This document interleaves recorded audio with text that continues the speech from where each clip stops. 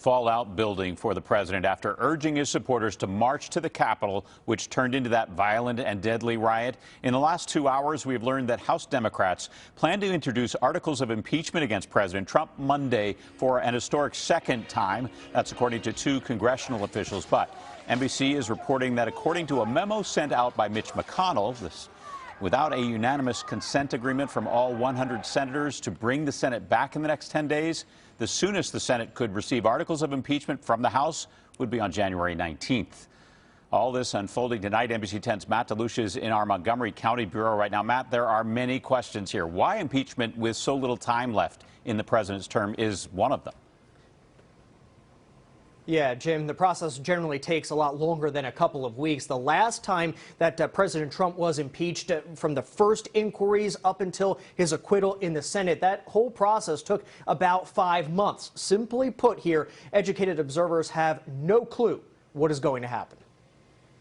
Impeachments have never been done this quickly. Temple Law professor Craig Green calls it political lightning, a move that looks more symbolic than realistic. That is not in any way likely to actually happen within the remaining 12 or 13 days of this presidency. But Democrats are pressing forward anyway. The House Democratic Caucus met today to discuss impeachment. Afterwards, Speaker Nancy Pelosi said it is the hope of members that the president will immediately resign. But if he does not, I have instructed the Rules Committee to be prepared to move forward with 25th Amendment legislation and a motion for impeachment. Congresswoman Mary Gay Scanlon supports it. Our country was traumatized by what we saw on Wednesday. What are we supposed to tell our children? She predicts articles of impeachment could come to the floor in days, illustrating how fast this process is moving. Everybody's sorting this out right now. I don't have a precise answer for you, but it would be early next week. It is impossible to think of historical precedents for the moment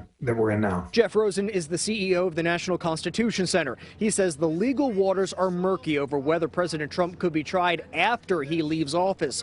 When asked, the president-elect deflected. I think it's important we get on with the business of getting him out of office. The quickest way that will happen is us being sworn in on the 20th. What action happens before or after that is a judgment for the Congress to make. Why? Because I think the Biden-Harris message is to look forward and to look toward unity and to look toward healing. And this doesn't feel like that. This feels like a personal attack on President Trump for things that he personally has done. And I think for a certain vision of what the next administration should stand for, this feels a little out of place.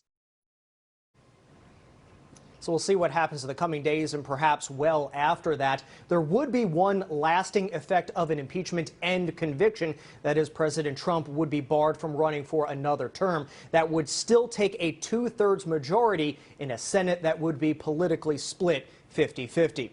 Live in the Montgomery County Bureau tonight, I'm Matt DeLucia, NBC10 News.